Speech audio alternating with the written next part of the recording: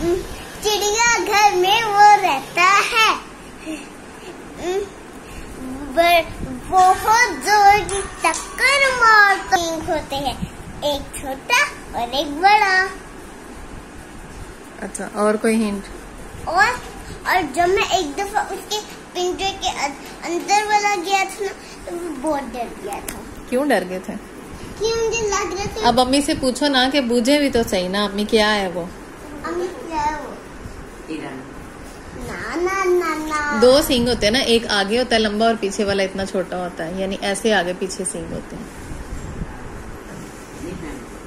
ना ना ना, एलिफेंट के तो सींग ही नहीं होते। बताओ ना आगे से। एलिफेंट के तो सींग नहीं होते। बताओ ना मुझे। अच्छा मैं आपको हिंट देता हूँ।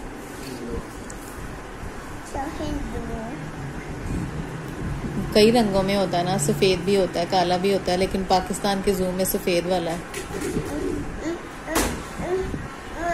काला भी होता है, ब्राउन भी होता है, लेकिन पाकिस्तान के जू में सफेद है।